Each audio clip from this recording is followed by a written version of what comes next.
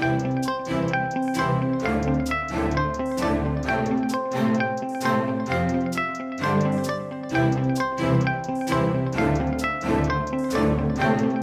evening. Good evening. I'm Larry Souter, and welcome to Stories of Amazing Grace. We're coming to you from Bixter Chapel at the Madison Church of Christ in Madison, Tennessee. Thank you for joining us on the internet and being a part of our live audience. Glad that you're here. And if you are in the Nashville area, come see us at Stories of Amazing Grace right here, Bixter Chapel, Madison Church of Christ, 6:30 p.m. on the first Wednesday of each month. Love to have you. Well, our theme scripture comes from Romans 8:38 through 39. I am sure that nothing can separate us from God's love, not life or death, not angels or spirits, not the present or the future, and not powers above or powers below. Nothing in all creation can separate us from God's love for us in Christ Jesus our Lord. Tonight's story of Amazing Grace is a two-pronged story of Amazing Grace. My guest is Andy Baker, the president and CEO of World Christian Broadcasting. I've known Andy for around 20 years through my association with World Christian, but did not know that he had a passion for hospice care. So we're going to talk about not only World Christian Broadcasting and the freedoms we have in America, but also the importance of hospice. Watch this short video about World Christian, and then you'll meet Andy Baker. In the beginning, God created the heaven and the earth. And the earth was without form and void, and darkness was upon the face of the deep. And the Spirit of God moved upon the face of the waters. It covers 3/4 of the earth. Water not only fascinates us, it provides us the very source of life, whether in abundance or not. For some on our planet, this precious resource is hard to get. And when abundant water is provided to people who've had to walk miles to get it, it's a big deal. In Madagascar, World Christian Broadcasting partnered with Healing Hands International to drill water wells, and the people rejoiced. Yes, water has always been recognized as necessary to sustain life in the here and now. And since the time of Jesus, water has represented the means to gain life in the hereafter.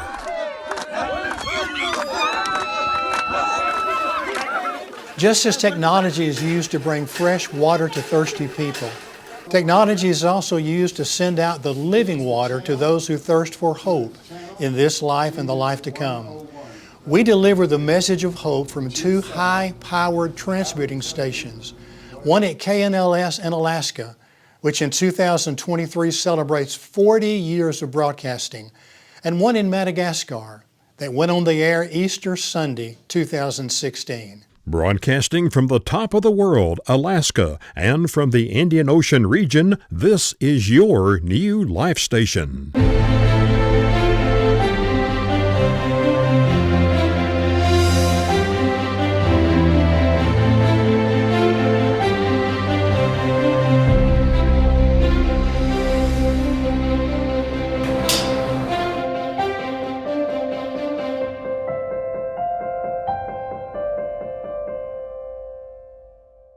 Please make welcome Andy Baker. Come on up.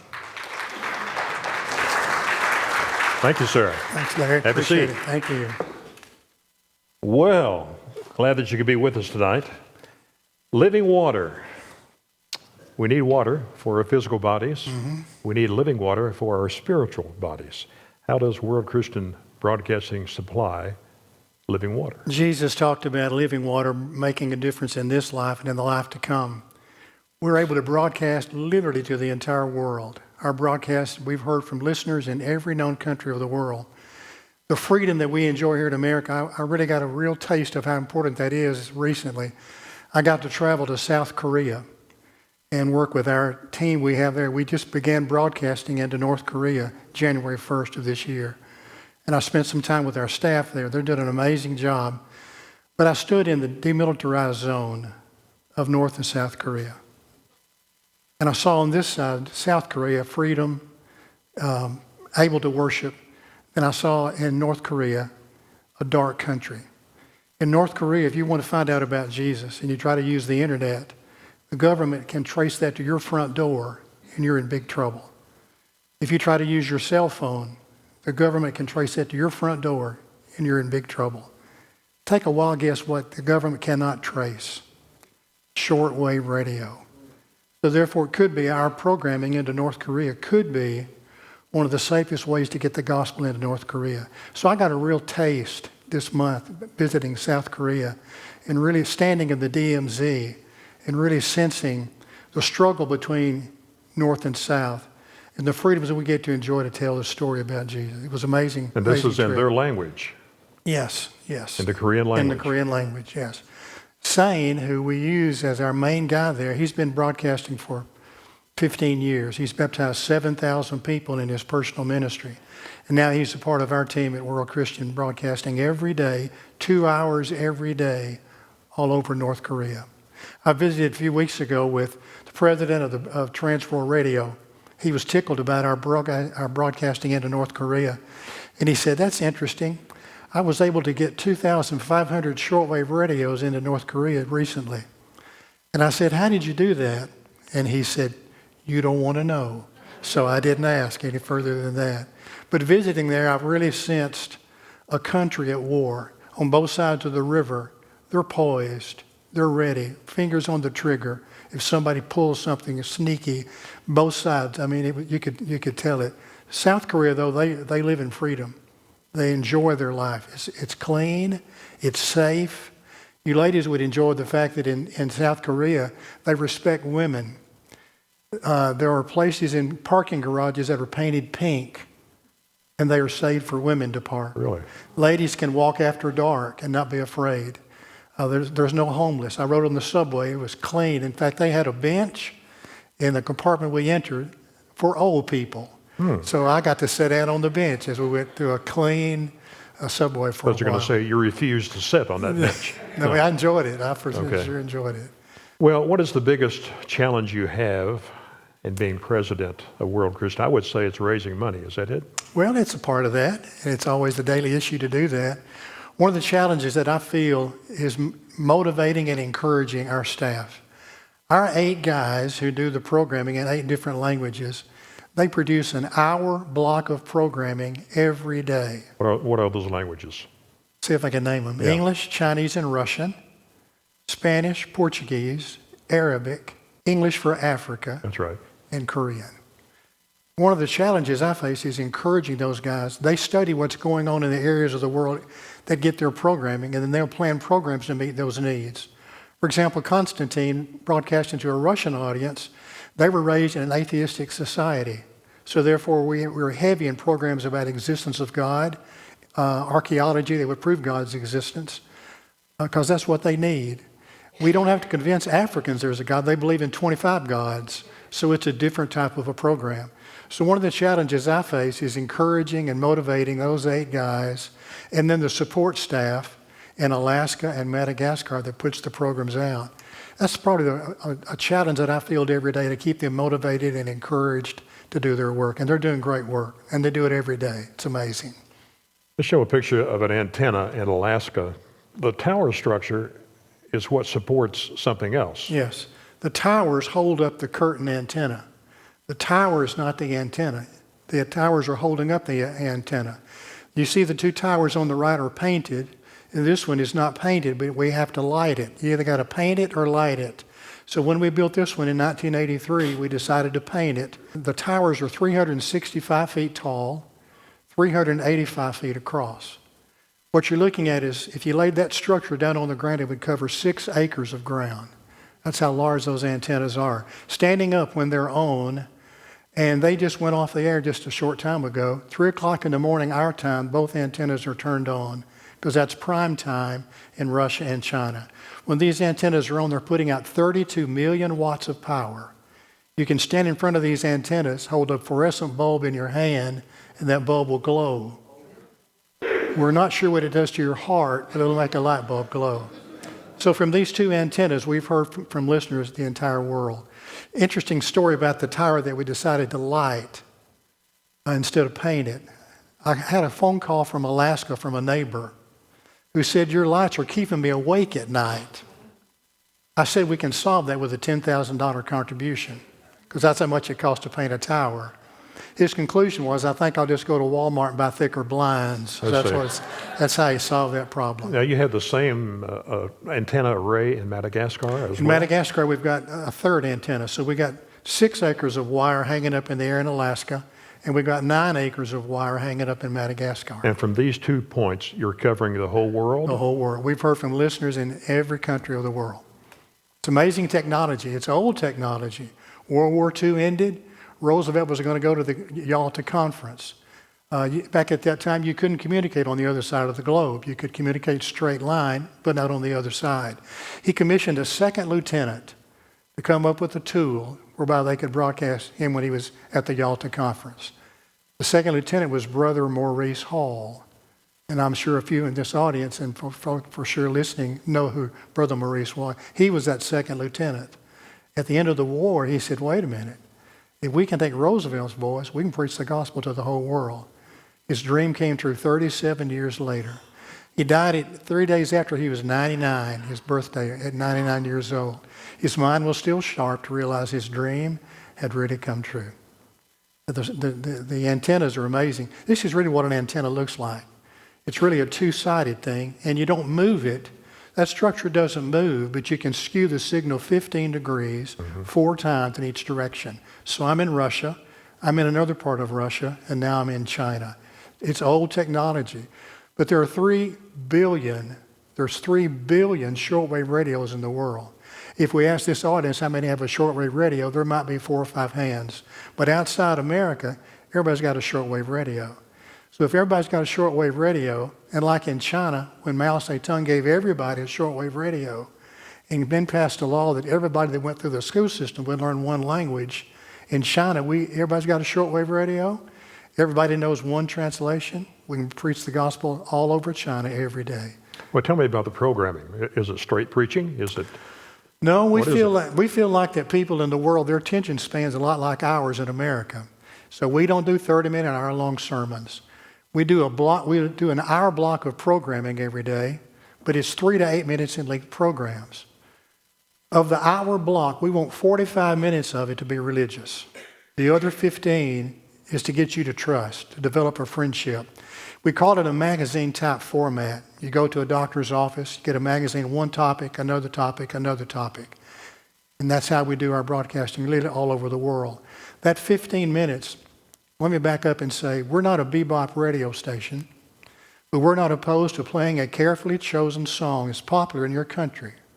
Well, Andy, why would you do that? Your children, for sure your grandchildren, would listen to that. They might not be looking for the Lord, but they'll hear that song, and right after that, they're going to hear a story about Jesus. They're going to hear an a cappella song. They're going to have the Bible being read.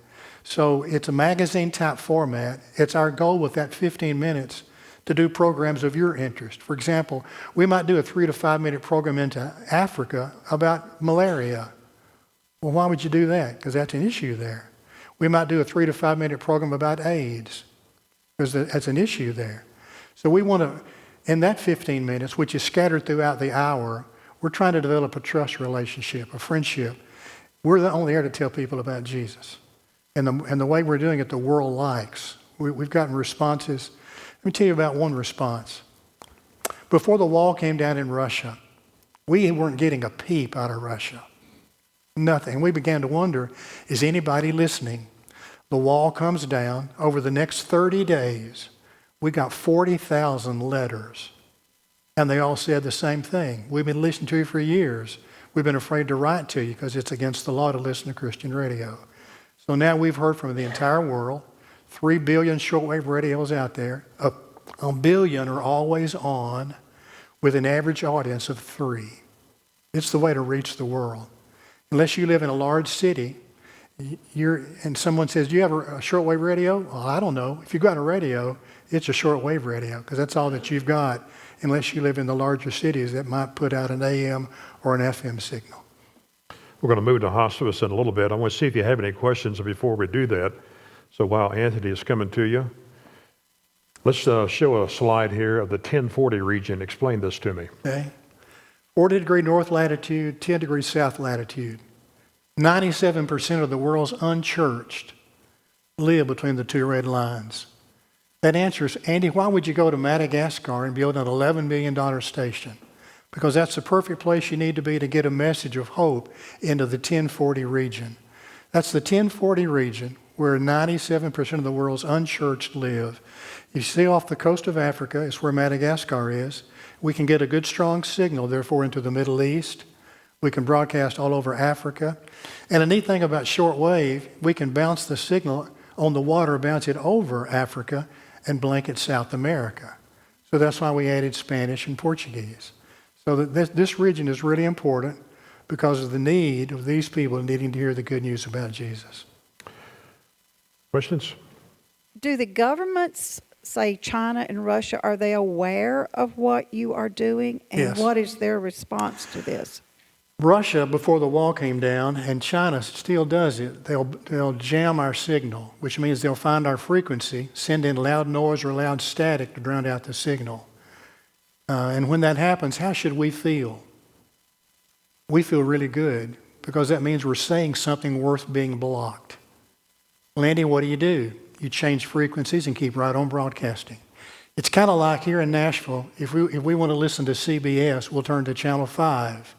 We go to Louisville, Kentucky, CBS is not Channel 5. But a listener in Louisville would start at 5 because that's what we might be used to, and would look right above or right below and find CBS on the station. So a shortwave listener knows that's going to happen.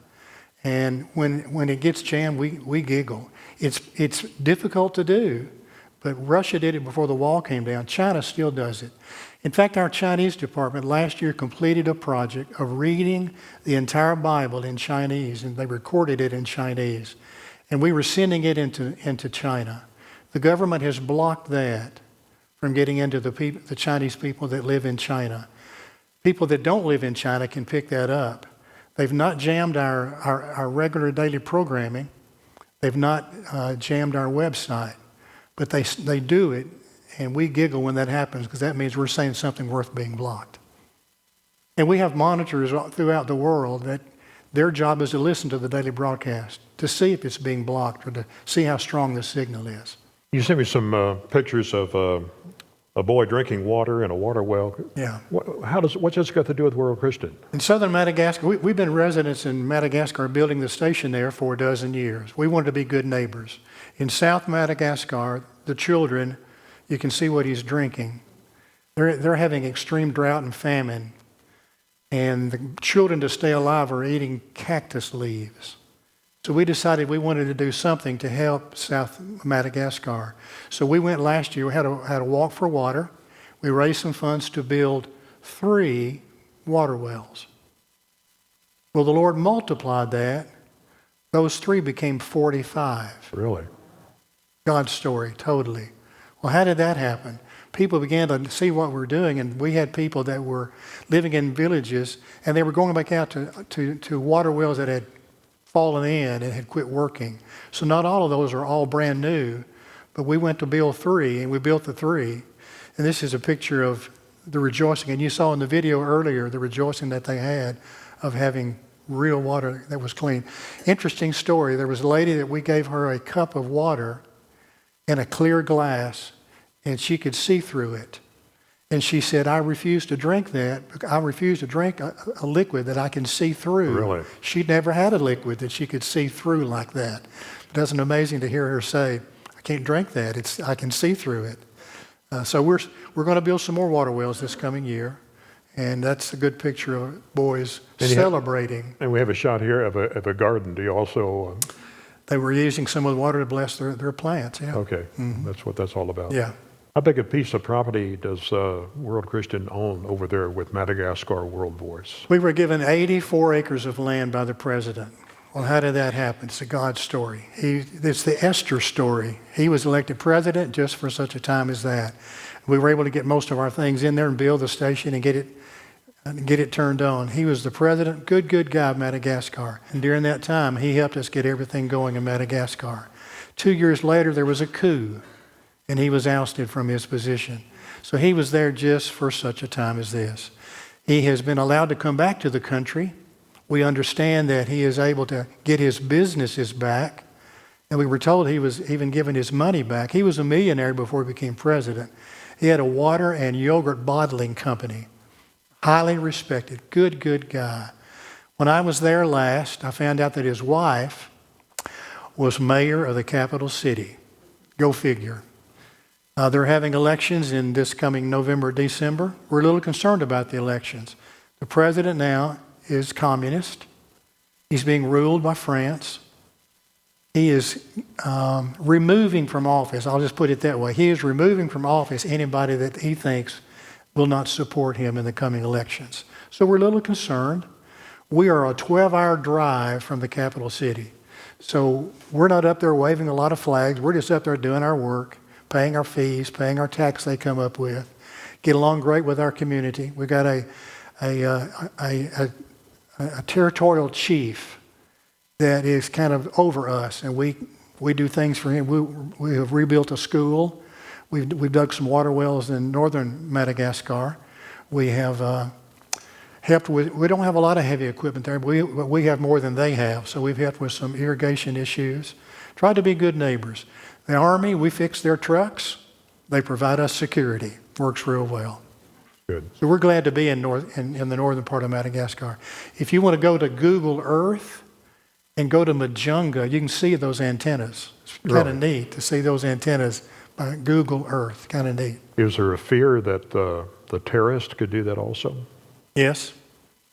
We feel pretty safe, but it's a reality that we face every day. So we don't want to take for granted any day of broadcasting. We're just glad to be there. It's the perfect place to be. We visited Mauritius Islands, we visited Seychelles, but that government just didn't work out. This one did. So we're going to broadcast as long as the Lord wants us to, and do it with confidence and courage. We feel good about being there. We really do. Anybody else? What language do they speak in Madagascar? It's called Malagasy. It's got a lot of French in it. If you know French, you could get along pretty well with the Madagascar people. Also, do you plan to use Japanese or broadcast in Japanese language? Early on, 20 years ago, like 40 years ago, we had Japanese programming. But the letters and correspondence that we were getting was in English. So the powers that be at that time made a decision just to send the English broadcast into Japan. One of the things we're wondering about is, what's our next language? I'd like your input. Not maybe now, but to give that some prayerful thought. We don't have to build any more antennas. We've got the whole world covered with those antennas. So what would be the next language that we might need to add? That's the question we're pondering this year. So would you pray with us about that, about what language we might add next? Has there ever been any thought to have programming for America? Yes. We need some help here, too. In fact, we have a lot of listeners in America. There's a way that you can listen to our programming on the internet, and we have a lot of listeners, mostly Spanish, several Portuguese, but we have some listeners in America, have a lot of listeners in America. But we've been asked about that. The uniqueness of World Christian is to take the gospel where missionaries can't go, or where we don't have enough. So you'd have to change your mission statement. We'd have to change our mission statement. Gotcha. Yeah. Let's move on to hospice. You know Buddy Reagan. Mm-hmm. He was a board member at World Christian, my boss at Christian Productions for a while. And being on the board, he was my boss too, being on the board. Oh, that's true. Yeah. So he was the boss for both of us. Yes. He had cancer and other life-threatening ailments. Before his death almost 2 years ago, a healthcare professional said he could take chemo for his cancer, and this was his response.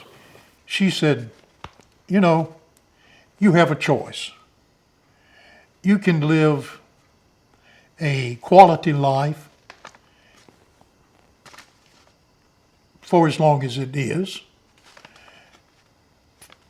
or you can live a life that would be longer than your quality life selection, but it would be miserable. I said, you've answered my question. No, God answered my question. I said, Lord, it's in your timing. I'll take quality. God loves me. And I love the Lord. And I'm telling you, I'm at peace with this whole thing. Throughout that dying process, Buddy chose life. Is that what hospice is all about? Yeah. Choices? Hospice is not about dying. It's about living. People do die when they go to hospice. It's not a death warrant because hospice serves those folks who have an illness that's going to win. The attending physician says this person has an illness that's going to win. And if this disease continues as it should, will have about 6 months left to live. In Danville, Kentucky, I operated a 4-county hospice program. So the uniqueness of that was that I was the director of the program. In November of 1989, Dr. Paul DeLuca said I had melanoma cancer. It's not a good cancer to have. I was fortunate that we caught it really, really early, but I would go to work every day with a support group, with my staff being my support group. Hospice is about living. They help you live when you've got something going on in your life, that if it continues as it should, you've got a limited time to live. But if you many folks get off of hospice. They stabilize, the illness does. They don't need hospice. But hospice is there to provide a team approach of taking care of you. It's going to give you a different set of eyes to look at your situation. You've got a doctor, you've got a nurse, you've got a social worker, you've got a chaplain, you've got someone that can come into your home to help with a meal or a bath. So it's a team approach of taking care of folks. It wasn't very long when I was directing the program that I found out that nurses view things differently than social workers do. It's not bad, it's just a different view. So when you have an illness that's going to probably take your life, you got that person's issues, but then you got all the families and friends' issues. Everybody does grief differently. And you got all the dynamics that's being played. So hospice care is a team approach of taking care of folks. Their goal is to keep you at home. Most folks want to be at home when they pass. Hospice helps you do that. It helps you live, but it also helps you die. Do an exercise with me. Close your eyes. Close your eyes. It's your time to die. Answer out. Do not answer out loud. How old are you? It's your time to die. How old are you? It's your time to die. Where are you? It's your time to die. Who's with you? It's your time to die. What do you hear? What do you smell? One friend told me, I smell my mother's cooking cornbread in the kitchen.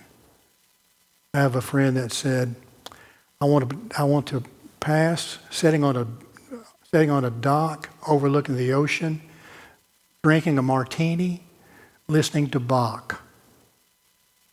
Open your eyes now. If we had the time to hear your responses, they would be all over the board of how old you were in your thinking. I personally want to go out with good breath.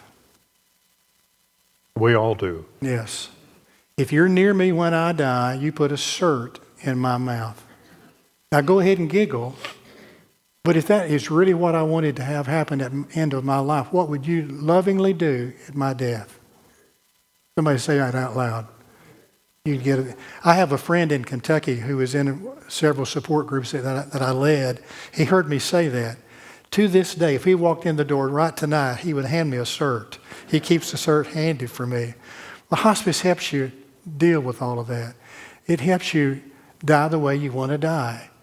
And the illustration that I gave you, you need to do that a couple of times a year. You might want, in your thinking, I want children with me, or I don't want anybody with me. You may want to be listening to Bach. You might want to be on a beach somewhere, drinking a martini, listening to Bach. But hospice, whatever your wishes are, they really try to comply with that. We served a patient one time. He was 80. The social worker on a visit one day said, "Is there anything you ever wanted to do that you never got to do?" He said, "I've always wanted to ride in a hot air balloon." Well, the social worker got on the phone, made an arrangement, brought that basket to our office. We went and got that guy, put him in that basket. He rode around the city where he lived all his life for an hour. So hospice helps you do stuff like that. It's a neat organization. It made a world of difference in my life, especially when I had that as well. Hospice helps you realize where you need to be when you're in the presence of someone who's about to pass. 4 different areas you might need to be in. This is important. You might need to be right up there next to the bed, right next to the person that's dying, because you've earned the right. Andy, how do you know if that's where you need to be? They'll tell you. You'll know that because you've earned the right through the friendship you've developed to be right there. Or you might need to be in that second layer, not right up there with the patient, but around here, kind of offering support to the family members, to the people that's important, that's sitting in that first row. So your role might be to get in that second row.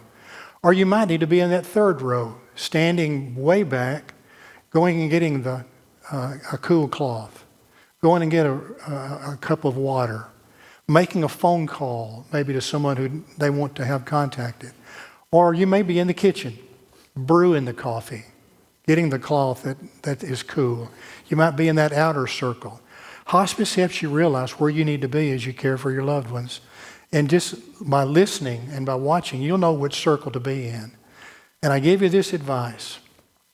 When someone passes, hang around, hug them if it's appropriate, and hush.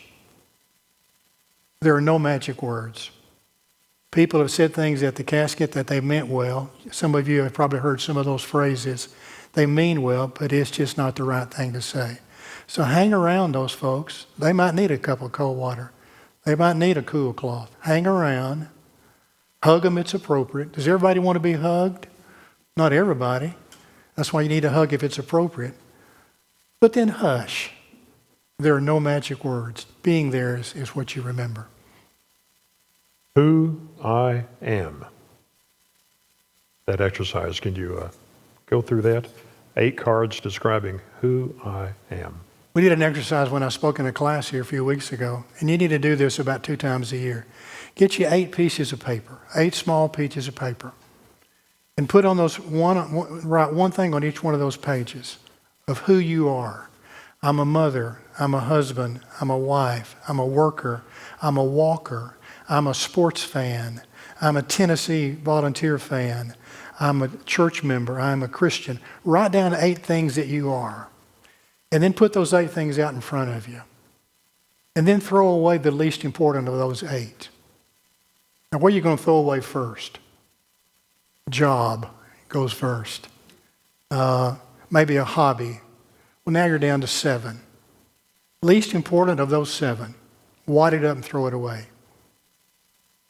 By the time you get down to 5, it's tough. Because now what are you down to? You're down to relationships. Well, I've had people in groups that will use that exercise. They said, I can't throw another one away because I'm down to my children and my grandchildren. The point of that exercise is when someone is in the process of dying, they have to say goodbye to some things they can no longer do. They can't go to the bathroom by themselves anymore. What does that do to their thinking? They think they are a what? You fill in the blank. I am a burden. I am a nuisance. I can no longer go to the bathroom by myself. That affects a lot of different things. They're saying goodbye to that they can no longer do. I can no longer feed myself. What does that do to their self-esteem? So put those 8 cards out in front of you. Take away the least important. And you'll get down to family. And you'll realize, I'm taking care of my mother. And maybe they're in a bad mood. Maybe she's in a bad mood. It could be something happened that day and she lost something that she can no longer do. I had a hospice nurse that served an older gentleman who always cursed her when she would come for a visit. And this happened every time she would make a visit. One day she made a visit, and as she's going to the bedroom door to leave him, he let out several curse words. She did this. She turned around and she said, and named his name. Let's call him Smith. Mr. Smith, I know you're not angry with me. I know you're angry at what's happening to you. But talking like that hurts my feelings. Was she professional? Absolutely. She had that man, and she was patient with that man because daily he's saying goodbye to some things he can no longer do. Can't go to church anymore. Would that impact your life if you couldn't go to church anymore? If you couldn't hold your grandchildren, would that impact your life? So that exercise is really, really good. You need to do it January 1st every year to see what's important to you. And when you get down to those 3 or 4 cards that you hadn't thrown away, look at those cards and ask yourself, is this what gets the majority of my energy and my time? Are these the things that's most important to me? Give me a little head nodding. Does that make sense? I can see you if you're not nodding your head. Does that make sense? Get those 8 cards. It'll do you good. Who pays for hospice? Insurances have hospice as a part. Medicare and Medicaid also can. If you don't have the insurance, Medicare and Medicaid helps as well. They get each hospice gets a per diem per day to take care of your loved one. That pays for everything that relates to the illness that's going to take their life. All the pain medication is covered. This is typically for 6 months. Typically. It's not an ironclad rule. Many folks get longer life and they get off of hospice. The hospice here in Nashville, they have an inpatient facility. I didn't have one in Kentucky. Several programs have an inpatient. It's not like a hospital. Visiting hours are all day and all night. They want to have that freedom for the families to be able to come and visit their loved ones. They have a kitchenette there that you can come, just move in there with your loved one. Sometimes people will go to a facility like that when they just need a break. Sometimes they'll go and stay for a few days. There are some folks that do not want their loved one to die at home. So an inpatient facility like Alive Hospice has is the very place that person might need to be, just for the way that the family's thinking about things like that. I saw this on the internet, top 5 regrets of dying from the National Institutes of Health. Number 1, I wish I had the courage to live a life true to myself, not the life others expected of me. Number 2, I wish I hadn't worked so hard. Mm-hmm. You encounter some of that? Yeah, we never had anybody that say, I wish I could work a little bit more. Yeah, right. Never. I wish I'd had the courage to express my feelings. I wish I'd stayed in touch with my friends. I wish I'd let myself be happier. Mm-hmm. Wow. Mm-hmm. One thing hospice helps us do also is grieve. And we all grieve differently. There's not a time limit to grieving. My grandmother used to fix a dessert for me on my birthday. A pound of butter, a pound of sugar, a bottle of Karo syrup, and some biscuits. Go ahead, but it tasted really good. She fixed that for me every birthday. After she passed at age 95, it was my birthday, and my daughter fixed me that dish. And I hadn't planned it, I hadn't thought about it, but I started sobbing. Because when I put that first bite in my mouth, what did I remember? My grandmother. And I say that to illustrate, you're going to smell something 6 months after your loved one passes. You're going to smell something that just triggers remembering that loved one. You're going to see something. You're going to hear something. You're going to go to a restaurant. I've seen my dad in 3 or 4 restaurants as I've traveled. Maybe the person had the same lack of hair that my dad had. Old Spice. When I smell Old Spice, I immediately think about my dad. So what I'm trying to communicate is hospice helps you grieve. For a year after your loved one passes, they offer support for grieving to the family. And they do a great job with doing that. So I would recommend when you do loved ones, to plug into that opportunity. It'll make a real difference. I had a dear friend who lost her husband. They were both in their late 70s at the time. And she called me one day and she said, can we talk? So she came to the hospice office and we sat in the little visiting room. And I said, what's up? And she said, I've got a neighbor. It had been 6 months since her husband passed. And she said, I have a neighbor that thinks I ought to be over it by now. And that neighbor thinks I'm crazy. Well, I was good enough friends with her, I could say, well, you are crazy, but not because of grieving. Grieving lasts as long. In fact, grieving can last for a long time, especially when you smell that smell, when you eat your butter rolls, that's what my grandmother called that dish, or when you go to a place, or when you see something, or when you hear a song. My dad sung bass at church. I hear his voice often when we're singing songs at worship and there's bass parts. But hospice can help you grieve as well. It can help you live. It can help you die. It can help you grieve. It can be your real good friend to you. Comments? I don't want to be disrespectful, but there are other hospices besides Alive here in town, and a lot of people don't realize that. And I've had really good experience, and I think Janet has too, with Amedesis. Yes. They have been fantastic. In fact, there are 14 hospices that serve. Right, and see, they're not. Some people won't. TriStar particularly would not mention another kind of hospice besides Alive. But my mother was on hospice for 3 years. I mean, unbelievable. Yeah. But got excellent care. Yes. And I appreciate you mentioning that. There are a lot of good hospice programs around. There really are. Tell me the laundry story. The laundry. I came to Nashville to be near my dad during his last few years of his life. And I directed a hospice program here in Nashville. I won't tell you the name. You'll recognize the name probably. But they had a staff already assembled, so I inherited a staff. And I wanted to make a big impression. So I called them all together, and I gave them this speech. It was a great speech. And I said, I want to be the type director that if you need something in the middle of the night, you call me. If we've got some supplies that need to be delivered to a patient that you're serving and you got hung up, call me and I'll do it. It was a great speech. I just volunteered myself to come at any time of the day. It was a great speech. It was just ringing, in the room. About an hour later, my volunteer coordinator came into my office and said, Andy, we have a problem. I said, what's the problem? She said, we have a family down in Murfreesboro that we're serving.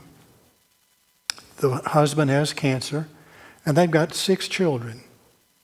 And the wife can't get out to do washing, and we need someone to go down there and wash their clothes. Well, what's ringing in the office? My speech. Well, I'll go down there. Back my Jeep into the driveway where the family lived, and then I saw the clothes in 12 garbage-sized bags of dirty clothes. I opened up the trunk lid of my Jeep, threw them in there, went to do something I hadn't done since college days, go to wash my clothes. So I get there, and the lady that was over the laundromat, she saw my dilemma. So she's helping me with quarters, and we had about 6 double-load washer machines washing all those clothes. I remember they're stair-step children. So when you wash those clothes, what falls out? Everything out of their pockets. Well, a marble fell out, and I stuck it in my pocket. I wanted to remember them. But here's what I remembered that day that benefited me the most. My daughter was 9 when Dr. Paul DeLuca said I had melanoma cancer. When we got their clothes washed and back in clean bags, I came back to their home, and that's when I saw her. She had the second deepest blue eyes I'd ever looked into. The number one is my daughter. But here she hopped out of the back door. She was just this tall. And I said, well, what's your name? And she told me, and I won't tell it here. But I squatted down and we're eyeball to eyeball. And I said, little farm animals I found in the dryer, are those yours? And she said, no, they're my brother's. But it was that moment I looked into her eyes, and whose eyes was I looking into? My daughter's. Because that just could have easily been me. Here's what I learned. It's only by the grace of God that we get to be on the giving end of care and not the receiving end of care. Would anybody agree? That little girl, I looked into my daughter's eyes that moment. I cried all the way back from Murfreesboro. It was a good cry. Yeah, I cried all the way back. It made me realize how special life is and how quickly it can leave. So may that be a blessing to you that it's only by God's grace that we get to be on the giving end of care and not the receiving. Thank you, Andy, for sharing your story tonight. Thank you so much. Thank you. Well, I want to close with a plea Buddy Reagan made when I video recorded him while he was in hospice care. Buddy was a deep man of faith and wanted to leave this message to all who would hear his final words. Please, hear what I say. Jesus Christ is the Son of God He is our Savior. He came to this earth to give us that opportunity to accept Him as the Son of God and accept Him as our Savior. Please accept Him as your Savior. I want to see you in heaven. And I look forward to seeing you there. May God bless you.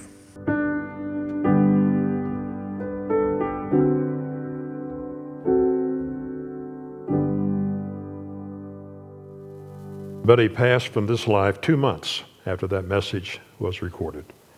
Thank you again for sharing your story.